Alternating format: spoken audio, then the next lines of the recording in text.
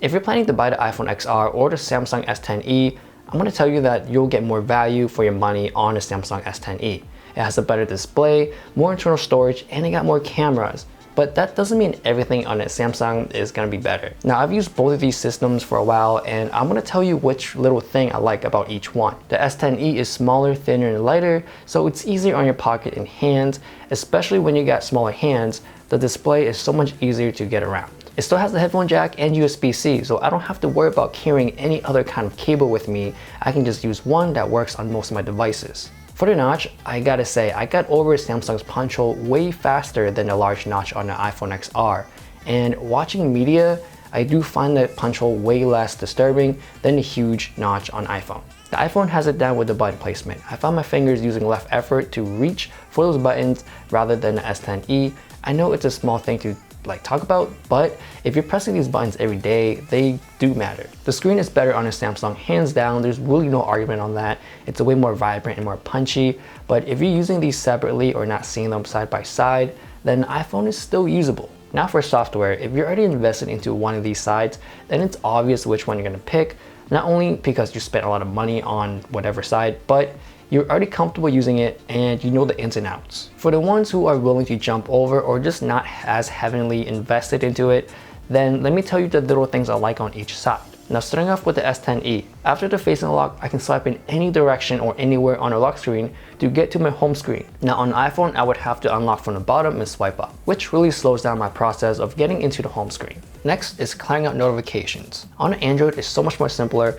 All I need to do is swipe left or right and it's gone. And if I need to clear out all, the clear button is on the bottom of the screen, so I can easily reach it with my thumb. On the iPhone, I would have to swipe twice, and there's the clear all notification button where it's kind of near on the top side of the screen and it's really hard to reach with my thumbs, especially using it with my left hand. On home screen, I can get to my quick settings and notifications all in one swipe down, anywhere on home screen. On the iPhone, I have to swipe from the top and I have to be in a specific area to either open my notifications or my quick settings.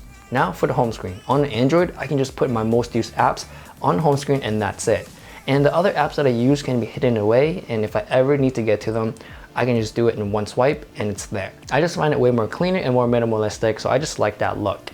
Now for the iPhone, it's all in a locked grid system, so all the apps that I downloaded needs to be on these screens. So in general, that just looks too cluttered for me. Now moving on to the little things I like on iOS. iOS has it down with the gestures. I find myself getting in and out of apps or just switching to other apps way more faster, and just using the gestures in general just feels way more fluid and more natural. On a Samsung, I would have to swipe up from a certain part just to get to my back button, home, or multitask.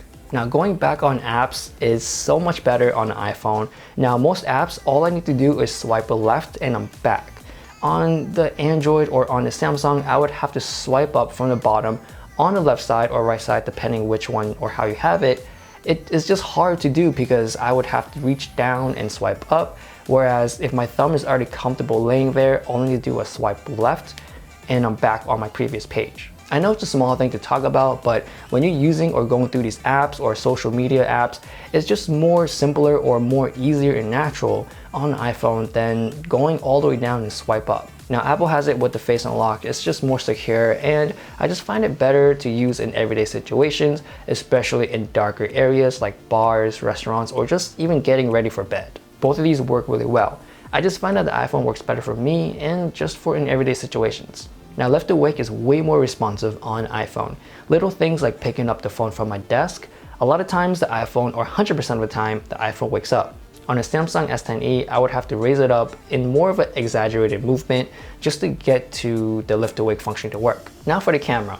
I've already done a camera comparison between these two cameras, so you guys can go ahead, check out the video and decide which one is better for yourself. In the beginning, I mentioned that the Samsung has more value. It has an extra lens, which is the ultra wide lens, which is the biggest selling point for me. If you like taking ultra wide pictures or even vlogging, because you can actually do 4K recording with the front facing camera. So if you like doing those two things, then it's kind of obvious Samsung is the way to go.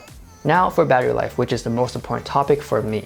On a Samsung, it has a bigger battery, but the The iPhone's optimization is just on point. I left these two phones fully charged on my tabletop. I checked the next morning, the iPhone did not lose any percentage while the Samsung lost 8%. So from that point on, I've done a day test, so let's check that out. Just a quick update, it's 8:25. I finally lost my first percent on the iPhone, which is at 99, and on the Samsung there's 90%. I'm in the middle of doing a camera comparison right now, so let's check out how much battery these two have. 7% on the Samsung S10e and 58% on the iPhone XR. So I just finished shooting the camera comparison and it's pretty taxing on the phones all day. So right now it's about 7 o'clock and let's check how much percent they're at. So the Samsung is on 27% while the iPhone is at 34%. So yeah, it's not too far off, but iPhone, it's still leading the way. As for our final update, it's 11 o'clock and these phones haven't been charged for almost 24 hours. So let's check on their battery life. So for the XR, we are at 14%, and for the Samsung, we are at 15%. So the iPhone actually caught up. Usually I won't be using these two phones as heavy as today because of course I'm doing tests. If it's an average day, I would for sure have more battery life by this time.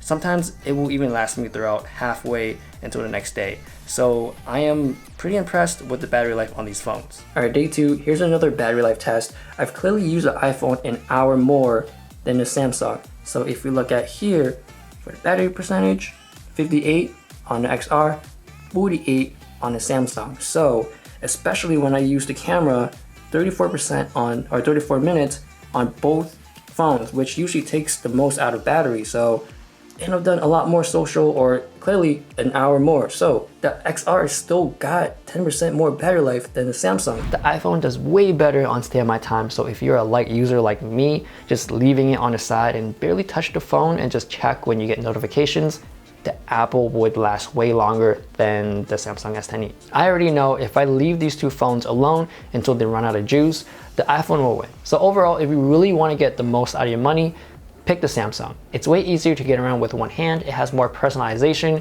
and I think it just looks more cleaner. The screen is more vibrant and the speakers are more punchier. And since I'm so used to using gestures, the iPhone XR just feels more natural and more fluid like I said before, and especially going back in apps.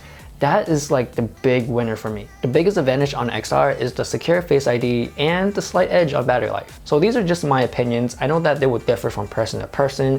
A lot of people may not agree and some will agree. I just want to say that the little things that I mentioned just makes my phone experience easier. I hope this video helped you out on which phone to get. That is all from me. I hope you guys like, subscribe, and I'll see you guys in the next video. Both of them are at 12%. It's midnight right now, so I'm about to head to sleep. And yeah, tomorrow I'll let you know which one survives. Alright, it's morning time, and on iPhone we have 6%, on the Samsung we have 5%.